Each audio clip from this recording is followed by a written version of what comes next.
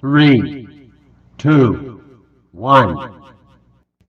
Nama saya Halila Rama Purnama. Oleh pimpinan saya kan diberi amanah ya, oleh pimpinan saya untuk memimpin Kejaksaan Negeri Garut. Saya tentunya sebagai pimpinan di sini juga bagaimana supaya saya bisa mengarahkan teman-teman ke sesuatu yang menurut saya dan menurut aturan harus seperti ini. Pendampingan semuanya itu tidak ada yang bayar, semuanya gratis. Saya senang kalau diskusi sama teman-teman mahasiswa. Kenapa? Karena ketika kita bicara dengan teman-teman mahasiswa, paling tidak kita bisa menularkan idealisme kita. Betul. Saya hanya ingin, kepengennya saya ini mahasiswa-mahasiswa sekarang sebagai calon-calon intelektual muda masa depan, ayo kita berpikir tuh secara komprehensif dong gitu. Jangan hanya berpikir parsial saja. Akademisi dengan praktisi ketika ditemukan, mungkin bisa saja ada perbedaan pendapat. Tetapi ketika ada perbedaan pendapat, tentunya kita punya dasar hukum masing-masing. Karena masing-masing dengan pengalamannya. Saya selalu ingat, serahkanlah sesuatu kepada ahlinya. Ayolah kita bekerja secara bergotong royong. Saya pasti akan melakukan upaya-upaya penindakan sebagaimana tugas saya. Tetapi saya juga punya tugas untuk melakukan pencegahan. Oleh karena itu, antara pencegahan dengan penindakan tentunya ini harus seiring sejalan. Tetapi ketika ada yang melakukan penyimpangan, tentunya saya akan melakukan penindakan dengan kewenangan yang kami punya. Penindakan, pencegahan, berikut edukasinya itu harus seiring sejalan. Ketika kita sedang menangani suatu perkara, tentu yang kita lihat adalah fakta. Nah, ketika ada yang bilang memang, Bu, itu kan banyak tunggakan, akan saya selesaikan satu persatu. Saya harus bisa memberikan kepastian hukum, keadilan, dan kemanfaatan.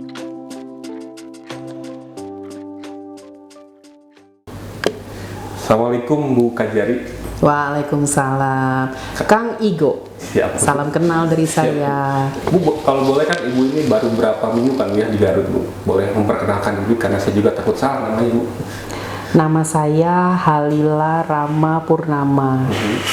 Kesannya A begitu tuh seperti orang Sunda ya? Iya. Nah, ya tebak saya orang mana?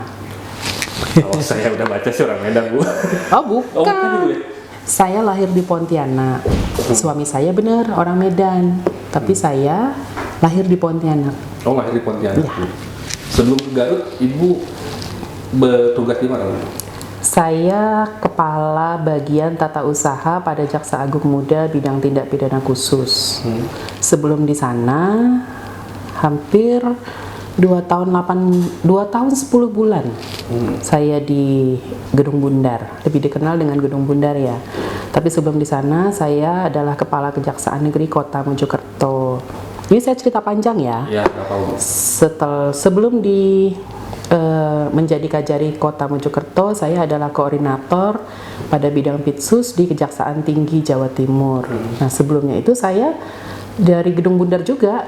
Saya adalah Satgasus P3TPK, khusus untuk divisi perbankan, keuangan, dan perpajakan. Nah, sebelumnya itulah saya di Medan. Mungkin di sana kali dikenalnya ya kalau saya terlihat seperti orang Medan ya, karena memang saya 10 tahun Kang Igo di Medan. Karena kalau baca-baca di literasi yang online Ibu ya, kalau yang saya baca, Ibu waktu di Gedung Bundar kaitannya dengan COVID ada nama Ibu ya, Bu ya.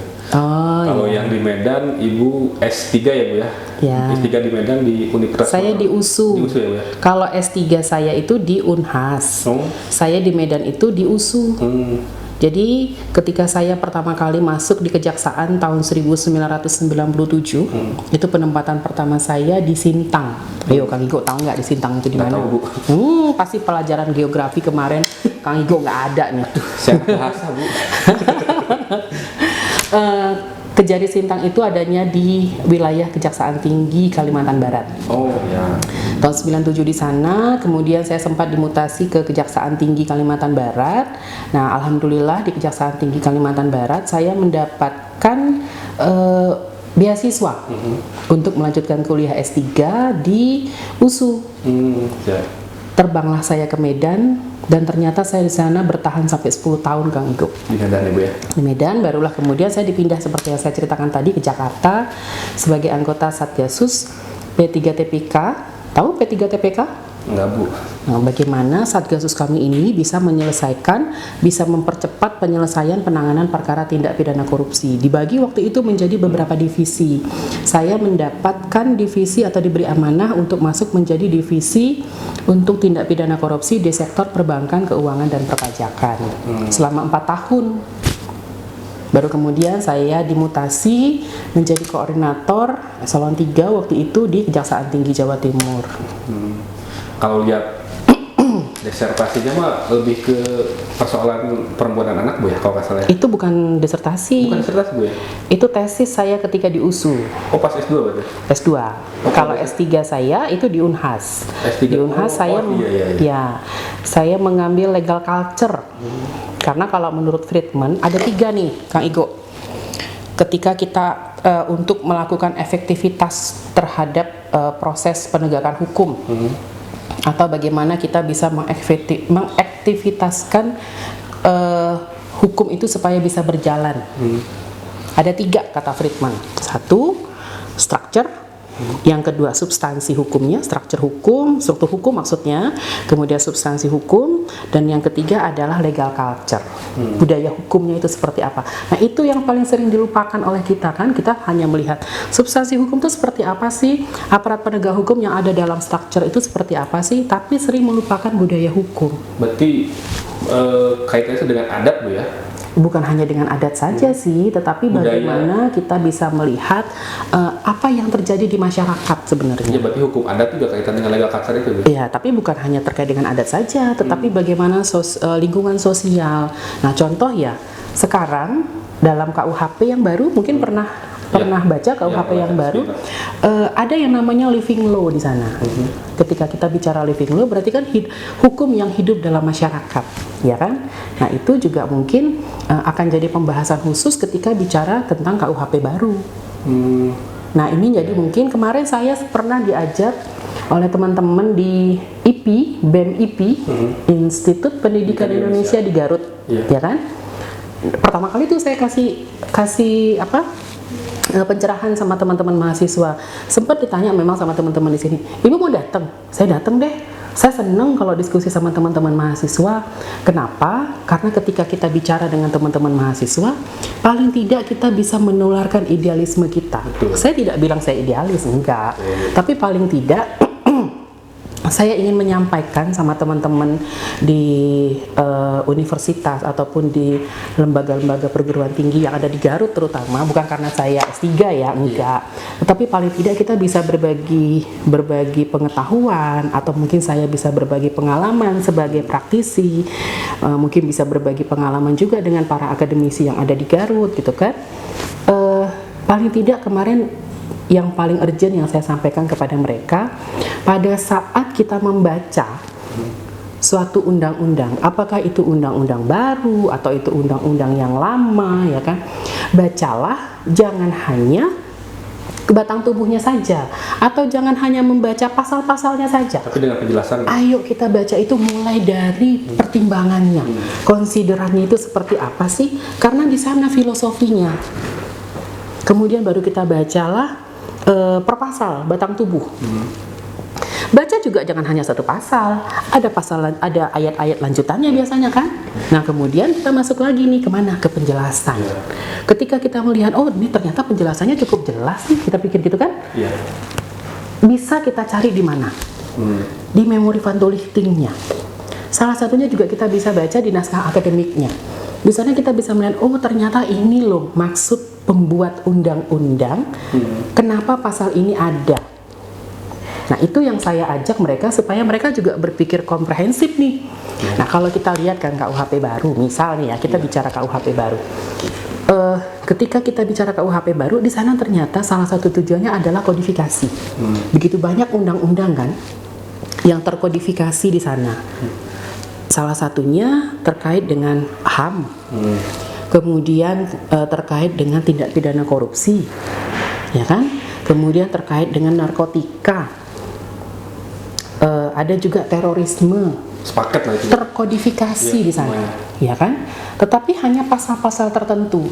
Nah, inilah yang harus kita baca, kita cermati. Kenapa ya hanya pasal-pasal tertentu yang terkodifikasi?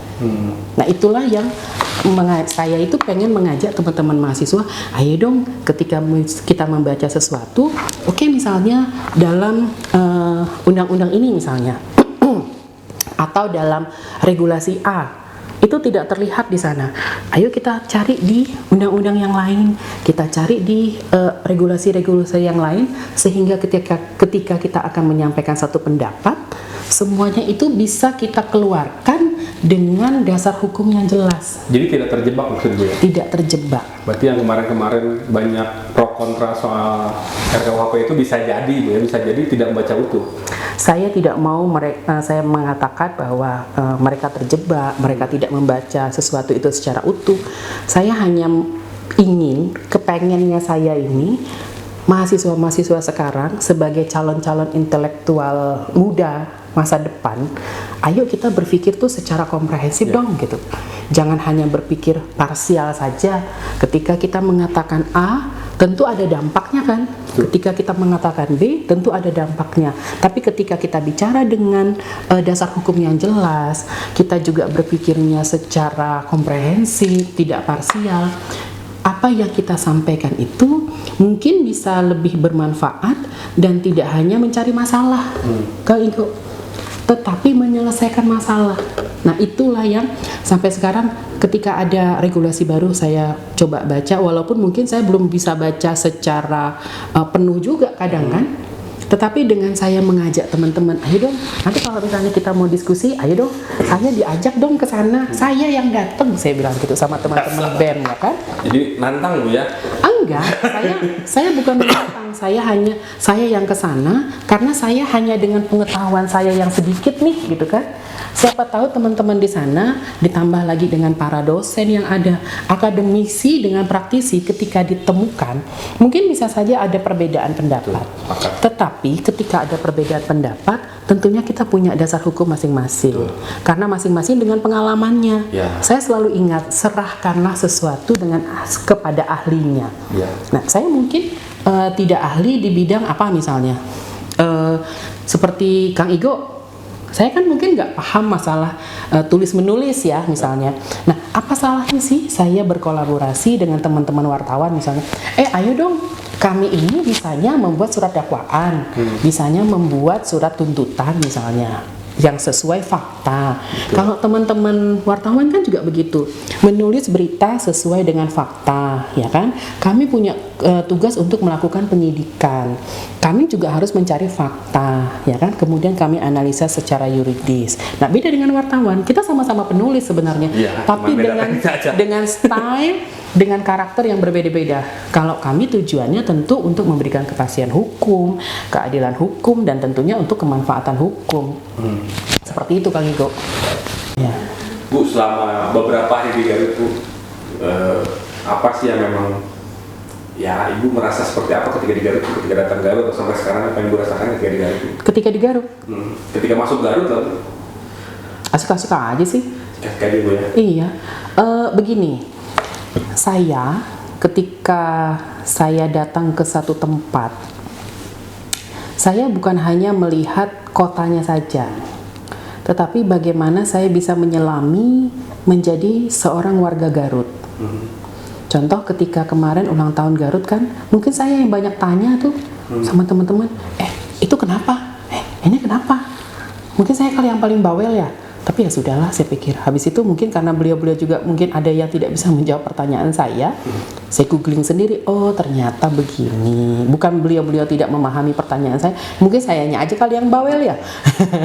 Bukan bawel, itu kepo mungkin. Kepo? Kepo. Tapi ya nggak apa-apa. Begini, saya selalu ingat ketika kita diberi amanah oleh pimpinan saya kan diberi amanah ya oleh pimpinan saya untuk memimpin Kejaksaan Negeri Garut.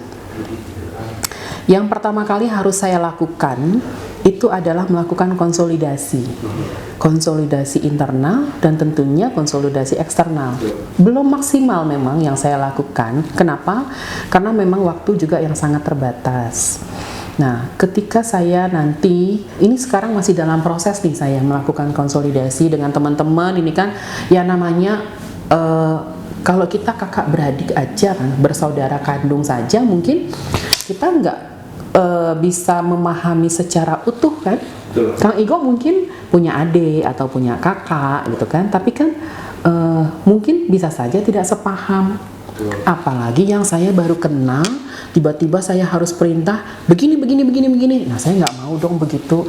Tetapi saya harus pahami dulu, oh ternyata kasih A karakternya begini, kasih B karakternya begini, kasih C begini, kasih ini begini, kasih ini begini. Belum lagi pegawai atau jaksa yang lain, ya kan? Saya kan harus pahami dulu, oh ternyata seperti ini.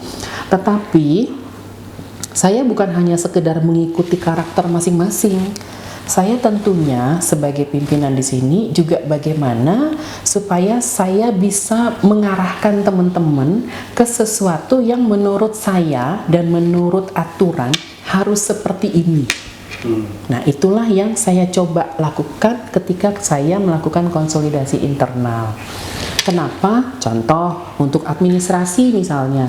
Oh, ternyata ada regulasi baru nih, ada regulasi baru nih.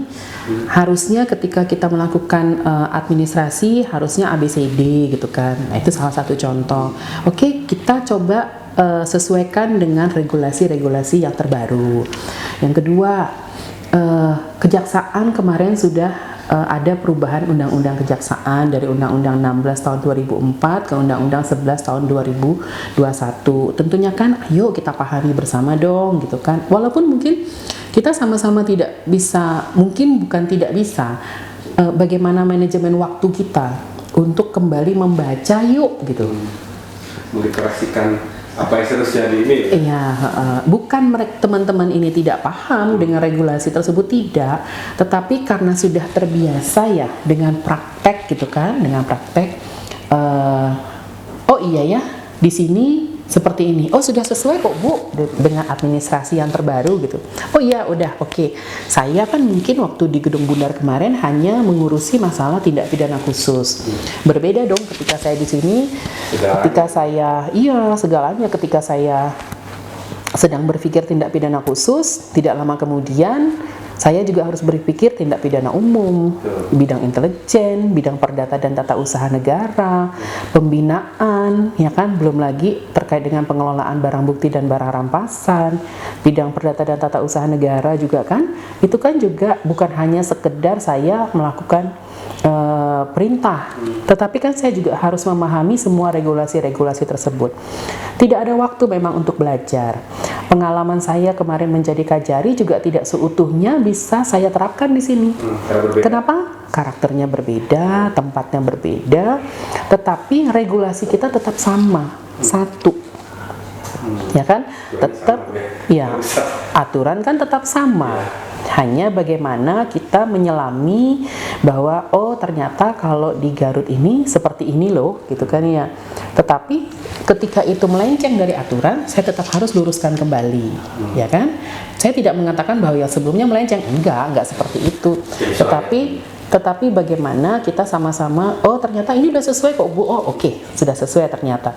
Misalnya, terus bagaimana juga saya misalnya, teman-teman ini kan tentunya masing-masing sudah punya pemikiran masing-masing nih.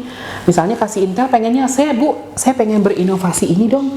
Atau kasih Pitsus, saya mau berinovasi ini dong. Kasih Pidum tadi misalnya, saya Bu, sesuai dengan regulasi saya harus melakukan ABCD yang mungkin pada saat saya sebagai kajari dulu di tempat yang berbeda regulasi tersebut belum ada gitu. Nah, bukannya kita mau belajar lagi, kita memang sudah harus menerapkan itu gitu. Tetapi saya selalu mendengarkan apa yang disampaikan oleh teman-teman kasih saya ini. Saya anggap mereka adalah sahabat-sahabat saya, dan ternyata usia saya dengan teman-teman kasih ini juga tidak terlalu jauh berbeda. Atau saya yang terlalu menganggap diri saya muda ya. Enggak sih sebenarnya, tapi bagaimana saya menempatkan diri saya bahwa saya adalah sahabat-sahabat mereka, tempat mereka menceritakan apapun yang ingin mereka ceritakan sama saya. Tapi saya nggak dalam konteks saya harus kepo urusan mereka, enggak. Tetapi ketika saya bisa memberikan solusi kepada mereka, kan apa salahnya toh? Nah, hal itu juga yang saya lakukan dengan teman di komunitas eksternal, bukan komunitas sih sebenarnya, satker ya, stakeholder eksternal. Memang saya belum sepenuhnya melakukan konsolidasi sama teman-teman eksternal, tetapi paling tidak kami sudah saling mengenal, sudah kemarin difasilitasi oleh Bapak Bupati, pemerintah kabupaten, dengan acara pisah sambut kemarin. Saya juga diperkenalkan dengan semua eksternal, stakeholder eksternal di se-Kabupaten Garut. Paling tidak saya bisa menyampaikan bahwa saya tentunya pasti memerlukan koordinasi, komunikasi, sinergitas yang luar biasa, karena ketika saya membaca apa yang disampaikan oleh pemerintah pusat, ayolah kita bekerja secara bergotong royong. Saya sempat berpikir kemarin, contoh ya, Bapak Bupati menyampaikan dana desa Bu di Kabupaten Garut itu nilainya sekian, gitu kan? Dengan 442 desa dan kelurahan. Tentunya kami mempunyai tugas untuk menjaga realisasi tersebut supaya bisa sesuai dengan ketentuan yang berlaku. Saya sampaikan bahwa saya pasti akan melakukan upaya-upaya penindakan sebagaimana tugas saya. Tetapi saya juga punya tugas untuk melakukan pencegahan. Oleh karena itu, antara pencegahan dengan penindakan tentunya ini harus seiring sejalan. Kalau memang ada yang melakukan tindakan yang mengarah kepada kerugian keuangan negara, tentunya harus kita lakukan penindakan. Tetapi kalau mereka hanya khawatir, terus kemudian mereka tidak mau merealisasikan dana desa tersebut, tentunya tujuan yang ingin dicapai oleh pemerintah pusat tidak tercapai kan? Masyarakat pun menjadi tidak sejahtera. Nah, oleh karena itu, saya dengan instrumen yang kami punya di kejaksaan ini tentunya akan seiring sejalan nih antara pencegahan dengan penindakan. Jadi kalau ada yang bilang, ibu ini hanya penindakan saja tidak pencegahan, tidak, saya harus seiring sejalan. Pencegahan tetap akan saya terus lakukan, tetapi ketika ada yang melakukan penyimpangan, tentunya saya akan melakukan penindakan dengan kewenangan yang kami punya, kejaksaan punya, bukan saya ya, kejaksaan punya.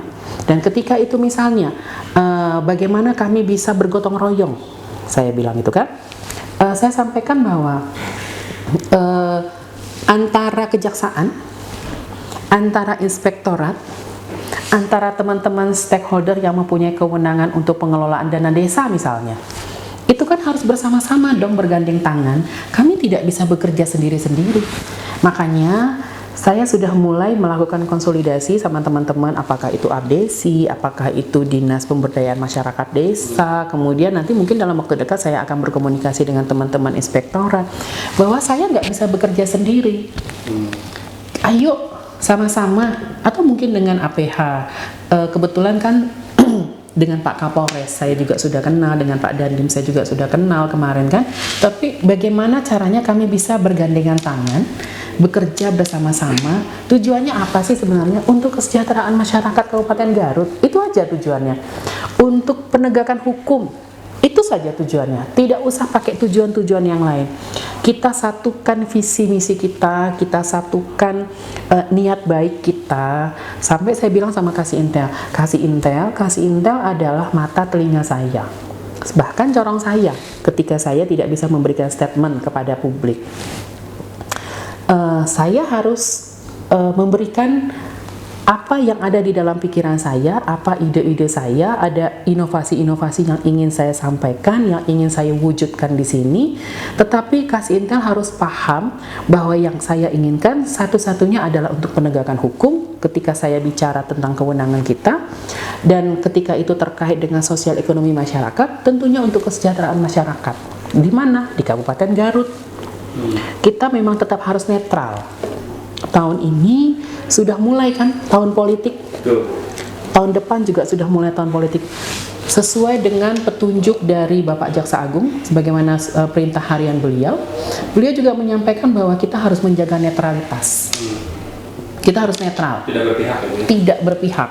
Makanya saya setiap kali menyampaikan kepada teman-teman semua yang ada di internal maupun di eksternal, ayo kita dudukkan Kejaksaan Negeri Garut ini sebagai lembaga hukum, sebagai lembaga penegakan hukum yang memang satu-satunya untuk melakukan penegakan hukum. Nah, ketika kita bicara penegakan hukum, tadi yang seperti saya sampaikan, selain melakukan pencegahan, kita juga melakukan penindakan, tapi jangan lupa ada satu lagi, kita melakukan edukasi. Edukasi itulah yang ternyata sering kita lupakan. Kita hanya melakukan pendampingan misalnya kan ya. Tetapi kita kadang melupakan bahwa dalam pendampingan itu sebenarnya salah satunya adalah edukasi. Bagaimana teman-teman itu supaya berani. Saya bukan bertanya kepada teman-teman eksternal yang datang kepada saya kan. Saya selalu tanya gini, ayo Bapak lulusan apa? Lulusan non hukum Bu? Yang ini menyebutkanlah gitu kan ya. Bapak apa? Sama non hukum. Nah, saya bilang begini, mungkin saya tidak paham dengan ilmu pengetahuan yang Bapak miliki, saya bilang. Saya juga mungkin tidak terlalu paham dengan praktek-praktek yang selama ini Bapak jalankan. Tetapi saya pernah atau banyak menangani perkara-perkara tindak pidana korupsi yang modusnya ABCD, Pak. Jadi sudah expert ya? Enggak, saya harus sampaikan ini kepada teman-teman bahwa ini loh modus-modusnya. Ya, tujuannya apa? Secara empirik Ibu sudah tahu betul sehingga itu disampaikan.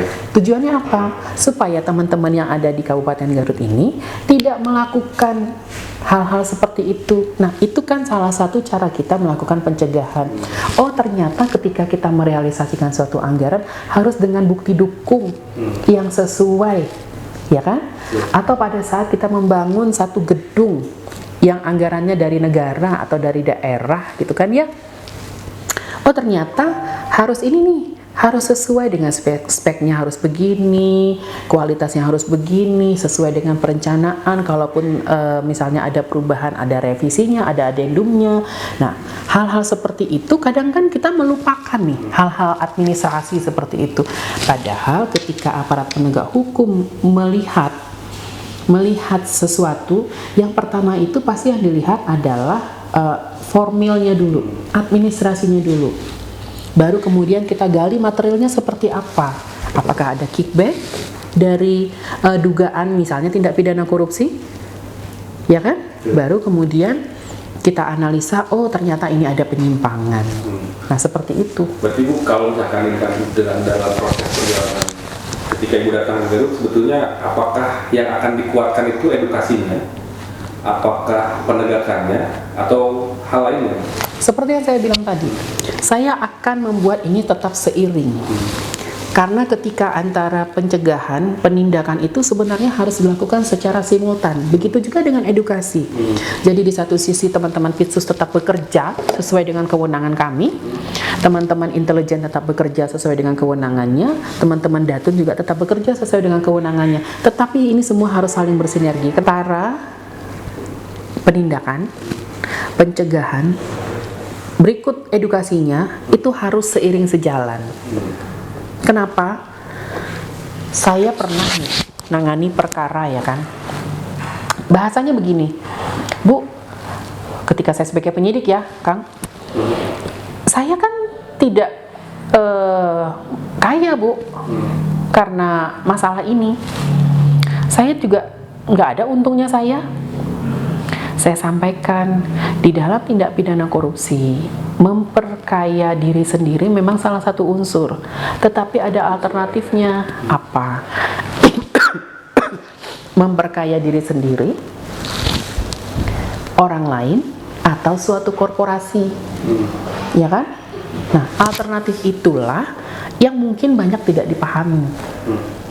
Terus ada juga yang bilang, Bu, saya kan tidak merugikan keuangan negara. Ingat, di dalam undang-undang tindak pidana korupsi bukan hanya kerugian keuangan negara saja, tetapi ada pasal-pasal lain, ada benturan kepentingan, ada gratifikasi, ada penggelapan, ada pemalsuan. ya kan? Yang semua unsur-unsurnya sudah ada di dalam Undang-Undang Tindak Pidana Korupsi. Undang-undang itu sudah lama loh.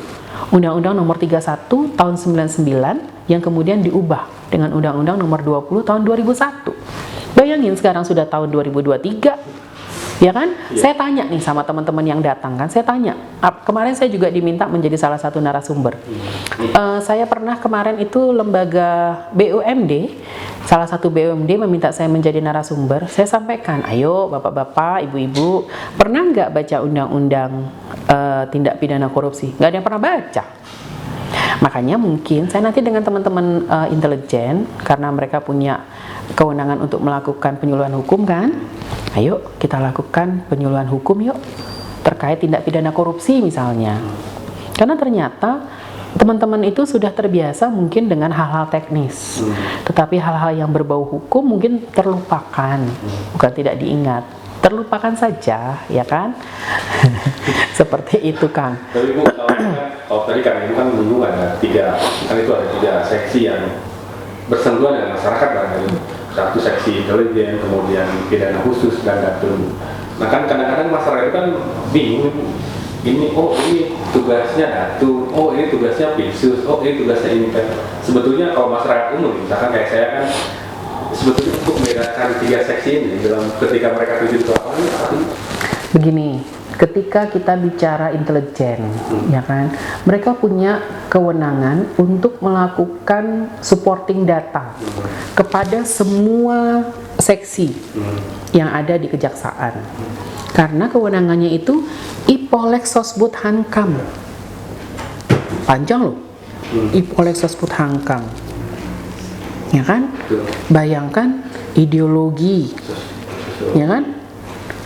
Politik, sosial, budaya, pertahanan, keamanan, ya kan? Yeah. Teman-teman intelijen ini harus bisa memberikan supporting data kepada saya, kepada teman-teman bidang-bidang lain, seksi-seksi lain. Ya, ya kan?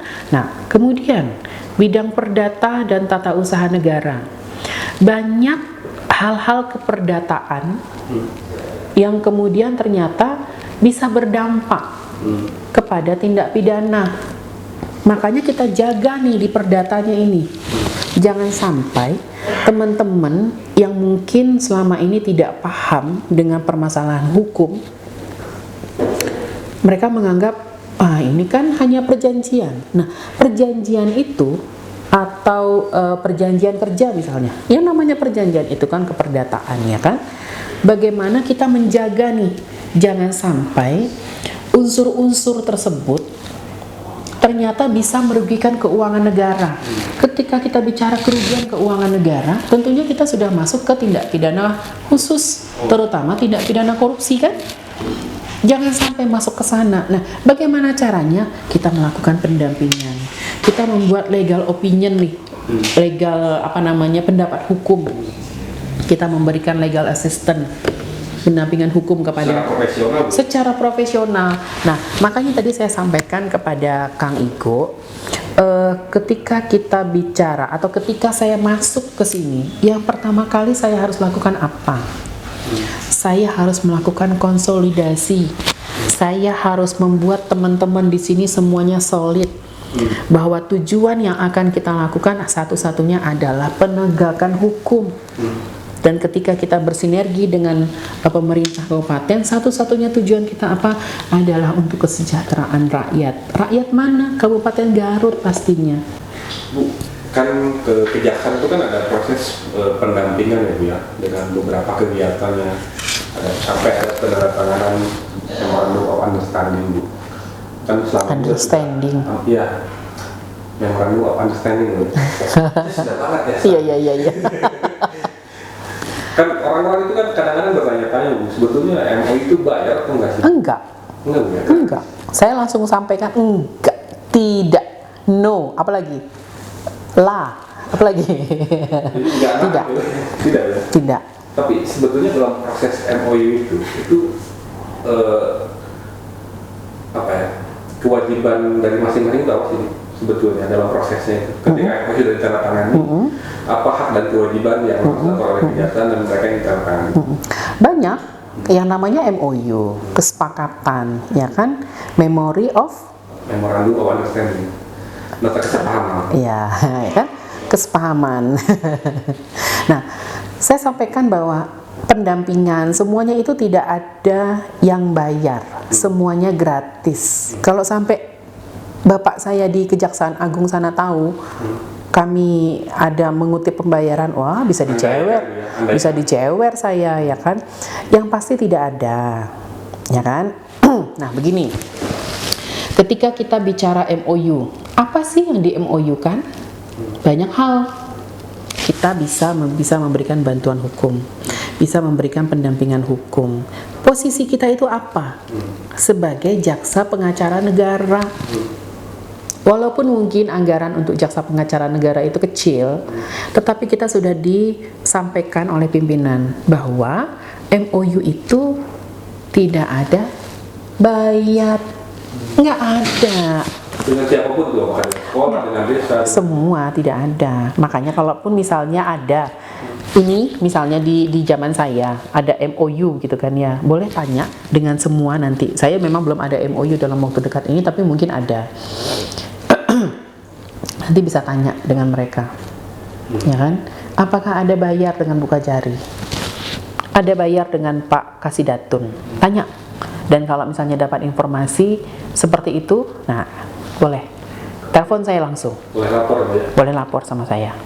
Karena saya juga, ya saya harus mengatakan ketika ada bahasa-bahasa seperti itu, ini saya sampaikan sekali lagi, untuk pendampingan, untuk apalagi namanya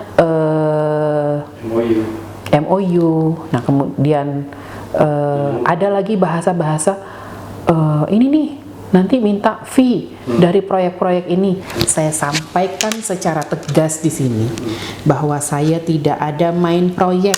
Itu sudah perintah dari atas. Tidak ada pun perintah dari atas. Boleh tanyakan dengan pada saat saya sebagai Kajari sebelumnya. Apakah saya ada main proyek? Apakah saya ada menerima fee proyek? Saya sampaikan lillahi ta'ala tidak ada dan tidak akan pernah ada.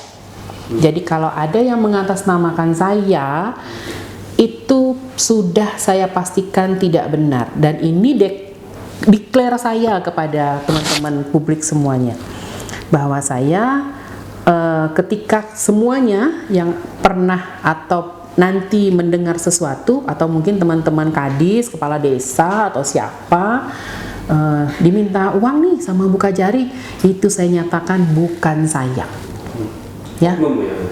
Saya nggak tahu, saya nggak mau menuduh orang. Karena apapun ceritanya, bisa saja ada yang memanfaatkan masa-masa transisi seperti ini. Nah itu yang harus kita jaga, menjaga martabat institusi, menjaga martabat teman-teman yang ada di lingkungan pemerintah kabupaten ataupun di pemerintah desa, itu harus sama-sama kita jaga. Saya punya kasih intel nih orang KPK, mungkin sudah paham lah bagaimana sih ketika kita bicara terkait dengan gratifikasi ataupun terkait dengan suap menyuap. Saya dari Gedung Bundar, saya juga dari dulu mungkin sudah terstigma orang pitsus kali ya. Padahal saya sebenarnya lama juga di bidang perdata dan tata usaha negara. Tapi menurut saya itu nggak jadi masalah lah sama saya. Mas, Kang, rezeki itu bukan hanya uang loh. Rasa sehat, rasa bahagia dengan keluarga, ya kan? Nah, saudara kita banyak, silaturahmi kita selalu terjaga, itu rezeki yang luar biasa loh. Ya. Oke. Sebetulnya kan ada banyak hal dulu yang memang dugaan tindak pidana korupsi di Garut ya, yang memang selama ini jadi perhatian warga sih. Mungkin ya saya sih kan udah sering ya pertanyaan, kalau komitmen ibu ini salah satu persoalan korupsi di Garut Bu, komitmen ibu sebagai Kajari baru di Garut.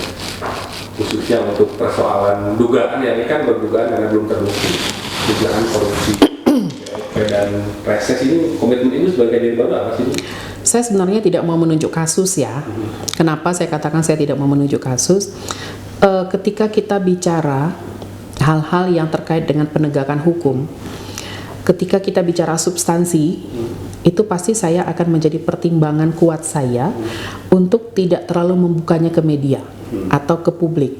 Bukan saya tidak paham masalah keterbukaan informasi publik, tidak. Tetapi ada beberapa strategi yang menurut saya ketika saya buka, ini nanti akan menghambat strategi penyidikan yang akan saya lakukan. Tetapi saya juga bukan masalah komitmen. Saya bukan 1-2 perkara saja menangani perkara tindak pidana korupsi. Sejak saya CPNS mungkin, saya sudah mulai diminta untuk membantu, waktu itu masih membantu kan kalau namanya CPNS kan, untuk membantu bagaimana bisa menemukan alat bukti. Nah, dari sana saya selalu belajar ketika kita sedang menangani suatu perkara, tentu yang kita lihat adalah fakta, ya kan? Karena tugas kita adalah mencari bukti ketika kita sudah melakukan proses penyidikan, atau mungkin kita mulailah dari proses penyelidikan. Kenapa kita harus mencari bukti? Karena dengan bukti itulah membuat terang suatu tindak pidana. Apalagi kalau memang masih proses penyelidikan, itu masih peristiwa. Apakah peristiwa tersebut dapat dikatakan sebagai peristiwa pidana? Kemudian kita kerucutkan lagi menjadi peristiwa tindak pidana korupsi. Artinya masih berproses cukup panjang ya? Sebenarnya bagaimana caranya kita untuk mendapatkan fakta-fakta tersebut? Nah, ketika kita bicara penyelidikan misalnya, untuk menentukan bahwa suatu peristiwa tersebut adalah suatu peristiwa pidana dan kemudian ternyata mengarah kepada tindak pidana korupsi, tentunya kita harus mengambil banyak hal. Apakah ada keterangan yang bisa menguatkan laporan pengaduan tersebut? Apakah ada surat nantinya atau bukti-bukti dokumen, ada data-data? Karena saya kepinginnya ini ketika kita bicara proses penyelidikan sudah ada kekuatan penuh di sana bahwa ini faktanya sudah ada. Apakah fakta tersebut tadi sudah didukung? Ketika kita mau masuk ke proses penyidikan, di dalam kitab undang-undang hukum acara pidana kan sudah dijelaskan. Ada yang namanya alat bukti, ada yang namanya barang bukti. Ketika kita melihat bahwa oke, ketika ini sudah naik ke proses penyidikan misalnya, kami perlu keterangan saksi. Satu saksi bukan saksi loh. Kualitas saksi juga harus kita cermati betul. Jangan hanya dia bicara formil saja. Oke, secara formil ini bisa. Kita tentu akan mencari materialnya seperti apa. Kebetulan kasih intel saya juga mantan dari KPK. Kasih pitsus saya yang baru nanti dari Gedung Bundar. Kasih datun saya juga nanti itu juga mantan pernah kasih pitsus kalau saya nggak salah, ya kan? Jadi paling tidak kita ini bisa sama-sama melihat bahwa ketika kita akan menentukan suatu perkara ini bisa atau tidak dilimpahkan ke persidangan, kami sudah punya kekuatan. Kekuatan apa? Kekuatan pembuktian. Makanya tadi seperti saya bilang, alat bukti, keterangan saksi. Oh, ternyata saksinya ini, apakah berkualitas keterangan saksi tersebut? Apakah dia memang orang yang melihat, mendengar, mengalami sendiri, dan dia punya alasan terhadap keterangannya itu, sehingga dia menerangkan seperti itu? Kekuatan seperti itulah yang harus kami dapatkan. Kemudian keterangan ahli. Tentunya, ya mungkin karena saya juga pernah bareng sama teman-teman akademisi, saya pasti akan melakukan diskusi-diskusi khusus dengan teman-teman ahli. Apakah itu ahli, misalnya kalau kita bicara bangunan, tentunya dengan ahli konstruksi. Kemudian misalnya terkait dengan perekonomian negara, tentunya dengan ahli ekonomi. Terkait dengan keuangan negara, tentunya dengan ahli keuangan negara, ya kan? Terkait dengan pengadaan misalnya, LKPP misalnya, ya kan? Atau mungkin terkait dengan hal-hal teknis lain deh gitu. Karena saya selalu ingat tuh, kayaknya saya sudah cerita sama Kang Igo. ketika kita ingin menyelesaikan sesuatu hal, serahkanlah pada ahlinya. Dan di dalam KUHP itu ternyata ada kan, ahli atau keterangan ahli itu adalah sebagai salah satu alat bukti. Nah kemudian kita lihat lagi surat nih, apakah berkualitas sebagai alat bukti surat? Ya kan? Apakah memang kemudian surat-surat tersebut kita bisa mengatakan bahwa dengan alat bukti surat-surat ini semua bisa mendukung nih, sesuai nggak? Ada nggak persesuaiannya dengan keterangan saksi? Ada nggak persesuaiannya dengan keterangan ahli? Ketika sudah ada persesuaian tersebut, apa? Alat bukti apa yang kita dapatkan? Alat bukti petunjuk. Barulah kemudian kita melihat kembali, oh bagaimana keterangan tersangka ini, yang nantinya di persidangan menjadi alat bukti keterangan terdakwa. Karena apa? Ketika hakim akan memutus suatu perkara, minimal 2 alat bukti dan keyakinan hakim. Bagaimana kami bisa mendapatkan keyakinan hakim tersebut, atau hakim bisa yakin dengan pembuktian kami sampaikan. Nah oleh karena itu saya sampaikan tadi terkait dengan ada beberapa perkara di Kejari Garut ini yang saat ini yang ekspektasi masyarakat, ayo dong buka jari selesaikan. Saya katakan bahwa saya akan dalami, bukan akan dalami, saya sedang mendalami semuanya. Ya kan? Saat ini kami sedang menyidangkan satu perkara di Pengadilan Tindak Pidana Korupsi di Bandung. Dalam waktu dekat ini juga akan segera kita limpahkan satu perkara lagi, ya kan? Nah, ketika ada yang bilang memang, Bu itu kan banyak tunggakan, akan saya selesaikan satu persatu, ya kan? Kenapa harus saya selesaikan? Karena seperti yang saya sampaikan tadi, saya harus bisa memberikan kepastian hukum, keadilan, dan kemanfaatan. Penyelesaian itu juga ada 2, dihentikan atau dilanjutkan. Ya kan? Kepastiannya kan 2 itu ya. Kepastiannya kan ada 2 itu. Dan kalaupun saya diminta untuk berkomitmen, ya kan, saya pasti akan melihatnya kepada fakta. Fakta yang didapat dalam proses penyidikan. Yang tadi pertanyaan komitmen itu sebetulnya apakah artinya lebih kepada titik akhirnya, apakah yang dilanjutkan atau dihentikan sebetulnya, Bu? Artinya ada kejelasan hukumnya gitu sih. Karena orang-orang kan ngawang-ngawang, jadi ngawang-ngawang. Jangan ngawang-ngawang. Iya. Jangan ngawang-ngawang. Karena mungkin terlalu lama. Ya, kalau saya melihatnya ini saya sedang mendapatkan amanah yang luar biasa untuk menyelesaikan apapun yang ada di Kejaksaan Negeri Garut. Saya sampaikan bahwa pendahulu saya, apapun ceritanya adalah senior-senior saya, yang saya lihat bahwa oh ini mungkin bisa diselesaikan dalam masa saya. Mungkin saja seperti itu.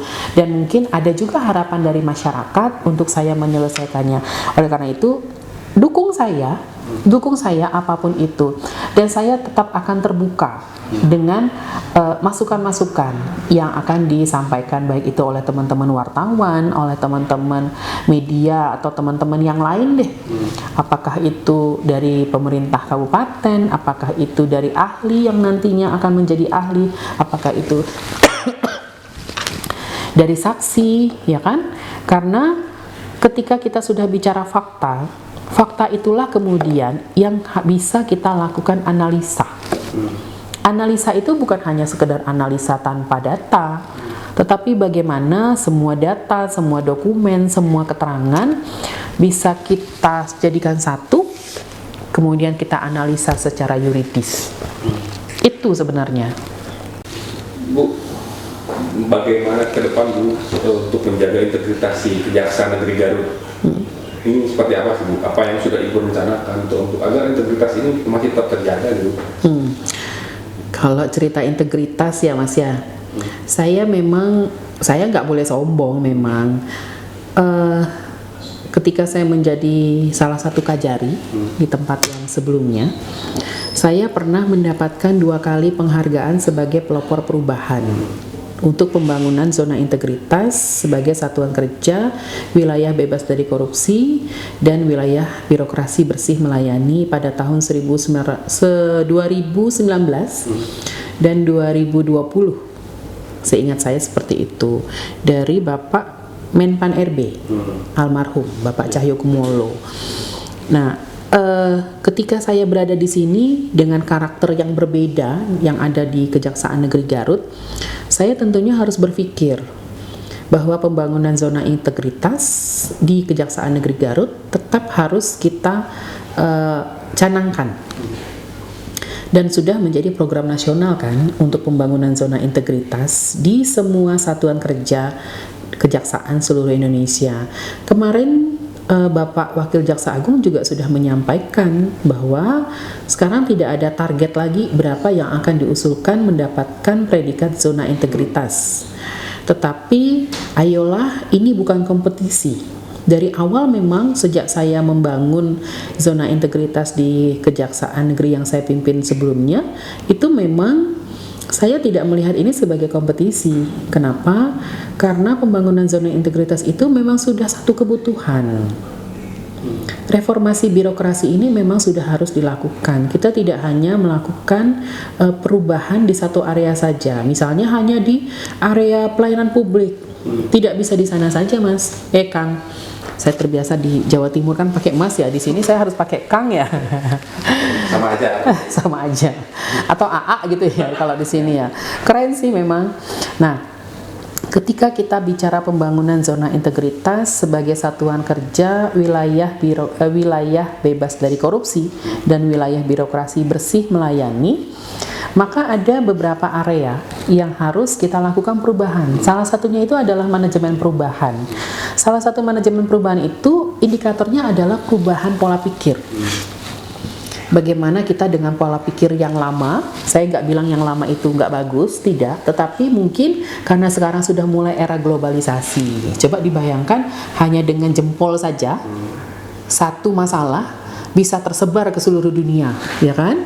Nah, bagaimana kita bisa merubah pola pikir yang dulunya mungkin, kalau saya juga cukup beruntung sebenarnya Kang Igo. Kenapa saya katakan saya cukup beruntung?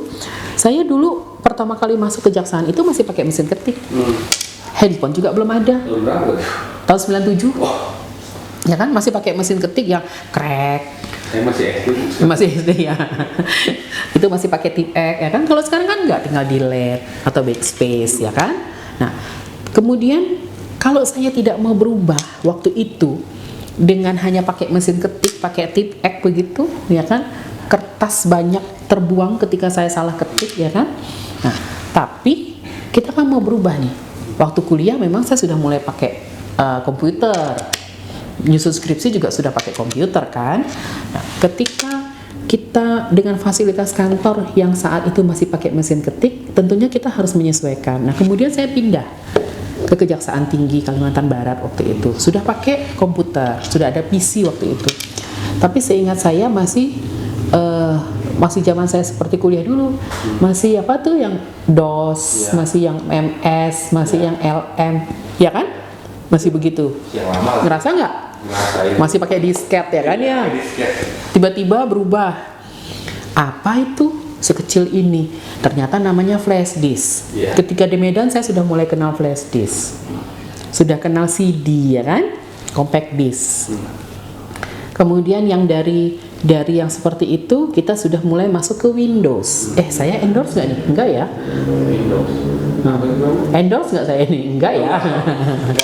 Nah, perubahan, maksud saya katakan kenapa tadi saya beruntung. Saya termasuk orang yang beruntung, kenapa? Karena saya pernah merasakan tuh kaset, sampai akhirnya jadi compact disc, sampai sekarang kita pakai hanya dengan Bluetooth saja, ya kan, sudah bisa mendengarkan ribuan lagu mungkin, ya kan? Nah, begitu juga dengan perubahan pola pikir yang harus kita buat sekarang ini. Saya tidak mengatakan yang lama itu nggak bagus, enggak. Tetapi kita harus melihat bahwa sekarang ini kita harus berubah.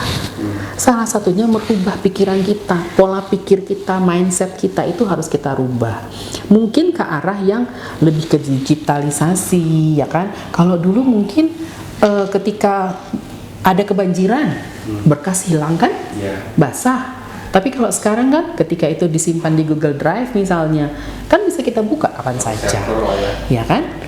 Nah, maksudnya bagaimana kita merubah pola pikir seperti itu, bagaimana saya bisa mengajak teman-teman di sini, ayo dong kita melakukan perubahan pola pikir, merubah melakukan perubahan bagaimana teman-teman di sini ketika kita akan membangun zona integritas, salah satunya adalah manajemen perubahan. Kemudian terkait dengan area ketatalaksanaan juga seperti itu. Penguatan sumber daya manusia juga seperti itu. Kemudian peningkatan akuntabilitas. Kemudian bagaimana kita juga bisa melakukan peningkatan terkait dengan pengawasannya seperti apa, pelayanan publiknya seperti apa. Kalau dulu mungkin orang datang ke kejaksaan serem ya, kalau sekarang kami diminta untuk lebih humanis. Pelayanan, kalau saya memberikan pengertian pelayanan, menurut saya itu untuk di kejaksaan itu sebenarnya ada dua, pelayanan penegakan hukum dan pelayanan secara humanis. Kalau humanis, siapapun yang datang harus kita berikan pelayanan secara prima. Kalau kita bicara pelayanan penegakan hukum, ada upaya hukum misalnya ketika seseorang yang sudah diputus perkaranya di tingkat pertama, di pengadilan negeri misalnya, dia diputus, kemudian ternyata dia tidak puas. Apa yang dia lakukan? Dia bisa mengajukan banding ke pengadilan tinggi. Ketika dia tidak puas, dia bisa mengajukan kasasi. Demikian juga dengan kami, ya kan? Kami juga punya hak untuk mengajukan banding maupun kasasi. Nah, itulah yang namanya pelayanan penegakan hukum misalnya. Itu Mas, Kang. Tuh kan saya Mas lagi.